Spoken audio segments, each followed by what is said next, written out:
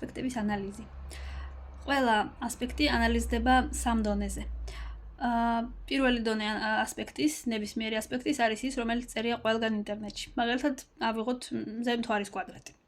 ნავთობების კვადრატი, სადაც არ უნდა წაიკითხოთ, ინტერნეტში დევს ანალიზი, რაც შეიძლება ნიშნავდეს, როგორი ინტერპრეტაცია აქვს და ამ ყველაფერს ეს არის პირველი დონე. ეს არის პლანეტარულ დონეზე ასპექტის ანალიზი. პლანეტების მიხედვით, პლანეტების ეს ორი პლანეტის ურთიერთქმედება რა შეიძლება ნიშნავდეს.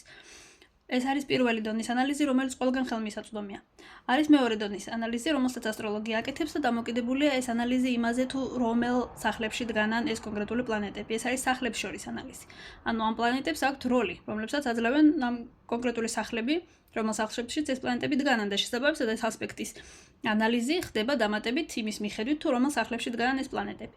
მესამე დონე არის ანალიზი ის მიხედვით, თუ რომელ სახლებს მართავენ ეს კონკრეტული პლანეტები.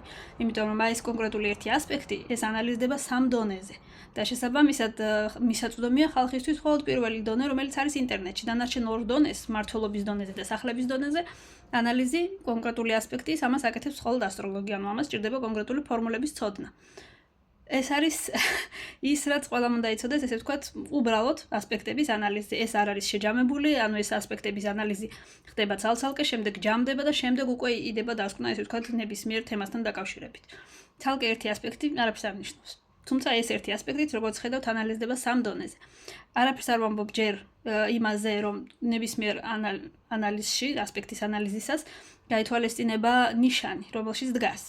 მაგალითად, რომც იყოს მზემთვარის კვადრატი, როდესაც მთვარე დგას მაგალითად ვერძში. ერთი არის ანალიზი, როდესაც მზე დგას ვერძში და მთვარე არ დგას, ანუ თუ მზე დგას ვერძში. ამ შემთხვევაში სულ სხვანაირი არის ამ კონკრეტული ასპექტის ანალიზი.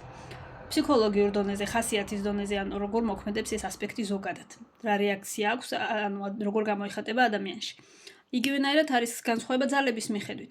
რომელი პლანეტაც ძლიერია, ის უფრო ძლიერია, ესე ვთქვათ, ამ ასპექტის დროს. კვადრატის დროს თუ მზე არის უფრო ძლიერი, მზე აზიანებს მთვარეს, თუ მთვარე უფრო ძლიერია, მთვარე აზიანებს მზეს. რა თქმა უნდა, ორივე აზიანებს ერთმანეთს, მაგრამ რომელი უფრო აზიანებს, ამაზეც დამოკიდებულია ეს კონკრეტული ასპექტის ინტერპრეტაცია. ანუ ძალიან ბევრი ასპექტი არის, რომელიც რეალურად გეხმარება ადამიანს რაღაცნაირად ასპექტი ბოლომდე გააანალიზო და ეს ყველაფერი ასტროლოგიის გარეშე შეუძლებელია.